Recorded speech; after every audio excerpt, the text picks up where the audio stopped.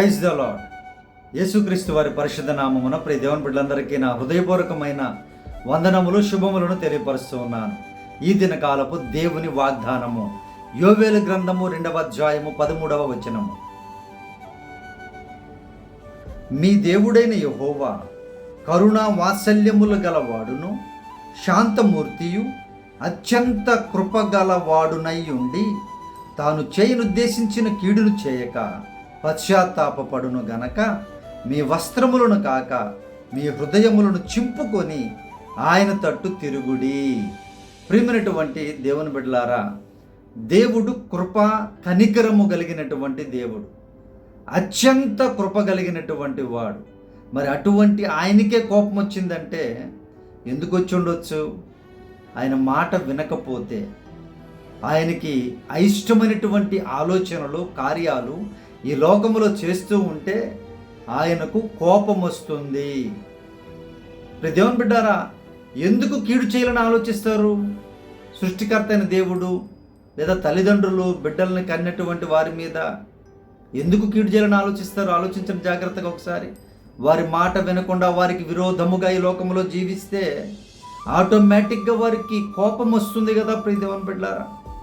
అయినా కూడా ఆ కృప విస్తారముగా దేవుని కృప ఉంది కాబట్టి ఎంతవరకు లోకం అలాగే ఉంది, మనము జీవిస్తూ ఉన్నాం దేవుని బిడ్డలారా.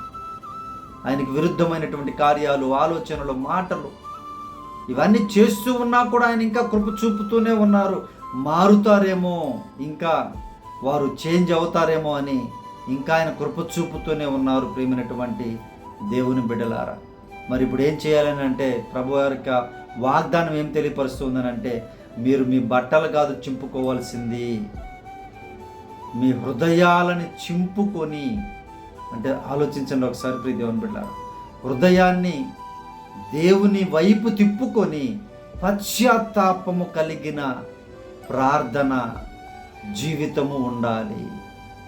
అప్పుడే ఆయన పశ్చాత్తాపపడి చేయవలసినటువంటి కీడుకు ప్రతిగా మేలును చేస్తాడు. మరలా ఆయన ప్రియ దేవుని బిడ్డలారా, ఆయన మేలు చేసేటువంటి దేవుడు.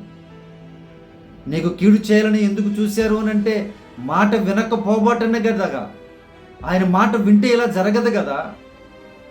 పెద్దల మాట వింటే, తల్లిదండ్రుల మాట వింటే ఇలా జరిగి ఉండదు కదా. ఈరోజు జీవితము నశించిపోయిన తర్వాత బాధపడి ప్రయోజనం ఏముంది ప్రియ దేవుని బిడ్డ? వారి మాట వినుంటే నీ జీవితం, నీ బ్రతుకు బాగుండేదేమో కదా. ఈరోజు నీ ఇష్టానుసారముగా బ్రతికి వేదన పడుతున్నావేమో, శిక్షలో ఉన్నారని బాధపడుతూ ఉన్నావేమో. ఇప్పటికైనా ప్రభు అంటున్నారు, మీ హృదయాలు చింపుకొని పశ్చాత్తాపపడి ప్రార్థన చేసి నా వైపు తిరగండి. నేను మిమ్మలను కృపతో కనికరముతో ఆశీర్వదిస్తాను, బలపరుస్తాను, కీడును తొలగిస్తాను అని యేసు ప్రభు వారు వాగ్దానం ఇస్తున్నారు. ప్రియ దేవుని బిడ్డలారా, ఆయన ఇచ్చినటువంటి వాగ్దానం నెరవేర్చేటువంటి దేవుడు కనుక ఆయన వైపు తిరగండి. చాలామంది చూడండి, కోపం వస్తే ఏదన్నా చూస్తే వస్తువులన్నీ పగలగొడుతూ ఉంటారు. ఫోన్లు, టీవీలు, చేతిలో ఏది ఉంటే అది, చేతికి ఏది అందితే అది పగలగొడుతూ ఉంటారు. దానివల్ల ప్రయోజనం లేదు. దానివల్ల ఎటువంటి ప్రయోజనం, లాస్ తప్పితే, నష్టం తప్పితే ఏ ప్రయోజనము లేదు. ఆలోచించిన జాగ్రత్తగా. ఇంకా తల బాదుకుంటూ ఉంటారు, గుండెలు బాదుకుంటూ ఉంటారు కొంతమంది వేదనతో. మనుషులు ఎదురు చేస్తే వ్యర్థమేదంతా కూడా. మరి ఎవరు ఎదురు చేయాలి అంటే సృష్టికర్త అయిన దేవుని ఎదుట బాధతో, వేదనతో హృదయపూర్వకముగా ప్రార్థన చేయండి. అపరాధములు ఒప్పుకొని విడిచిపెట్టండి. ఆయన కృప సమృద్ధిగా ఉండి కాపాడుతాను అని వాగ్దానం ఇస్తున్నారు. ఆ శిక్షను కొట్టివేసి మీకు కృప చూపుతాను ఆయన వాగ్దానం ఇస్తున్నారు. ప్రియ దేవుని బిడ్డలారా, అటువంటి మంచి కృప కలిగిన మీ దేవుడు అంటుంది లేఖనం. అక్కడ మీ దేవుడు, ఆ దేవుడిని మీరు కలిగి ఉన్నారు, ఎరిగి ఉన్నారు. ఇప్పటికైనా సరే మించిపోయింది లేదు. ప్రభుకి అయిష్టమైనది ఏదైనా ఉంటే తొలగించుకొని పశ్చాత్తాపపడి ప్రభు యందు నమ్మకముగా, విశ్వాసముగా, భయభక్తులు కలిగి ముందుకు కొనసాగండి. ప్రియ దేవుని బిడ్డారా, దేవుడు కృప కలిగిన దేవుడు, వాత్సల్యత చూపుతాను అని వాగ్దానం ఇస్తున్నారు. ఆయన శిక్షకు పాత్రులైతే మాత్రం ఈ మనుషులు ఎవ్వరు కూడా తట్టుకోలేరు ఆయన శిక్షకు. ఆయన కృపకు పాత్రులుగా ఉండాలని ఇప్పటికీ ఆయన కోరుకుంటూనే ఉన్నారు. ప్రజలందరినీ కూడా తెలియపరుస్తూనే ఉన్నారు. ఎంతమంది మంచి సేవకుల్ని చంపినా కూడా ఇంకా సువార్తను ఆయన ప్రకటిస్తూనే ఉన్నారు. అనేక మంది దైవ సేవకుల ద్వారా వాగ్దానాలు, పొద్దున్న లేస్తే ఎంతో కష్టపడి వాగ్దానాలు, ప్రార్థనలు చేస్తూ ఉన్నారు. అయినా కూడా మారు మనసు పొందలేకపోతే, అయినా కూడా దేవుని ఎదుటకు, దేవుని వైపుకు తిరగకపోతే మీరే నష్టపోతారని జ్ఞాపకం చేసుకొని ఇప్పటికైనా మారు మనసు పొందండి. మంచి వైపు తిరగండి, పరిశుద్ధత వైపు తిరగండి, సృష్టికర్త అయిన దేవుని వైపు తిరగండి, సృష్టి వైపు కాదు. ఆయన ఆశీర్వదించే దేవుడు, కృపా కనికర సంపన్నుడు అని దేవుడు వాగ్దానం ఇస్తున్నారు. ప్రియ దేవుని బిడ్డలారా, దేవుడి లేఖనమును మీకు మంచి తెలివిని, పశ్చాత్తాప హృదయాన్ని కలిగించున్నట్లుగా, పాపం చేస్తూనే పాపంలోనే ఉంటూ ఉన్నారేమో, వాటిని విడిచిపెట్టే మనస్సును, వ్యసనాలను విడిచిపెట్టే మనస్సును నీవు పొందుకొని పశ్చాత్తాపడి ప్రభు వైపు తిరుగు. ఆయన కృప కలిగిన దేవుడు. ప్రతి సమస్య నుంచి విడుదల చేస్తారు, సంతోషాన్ని ఇస్తారు, సమాధానాన్ని ఇస్తారు. ఈ ప్రార్థనలో ఏకీభవించండి. దేవుని కృప నాకు కావాలనుకున్న వారు, దేవుని బిడ్డారు, అది ఎంత కష్టమైనా సరే ఆ కష్టంలో నుంచే దేవుడు కృపగా మార్చగలరు.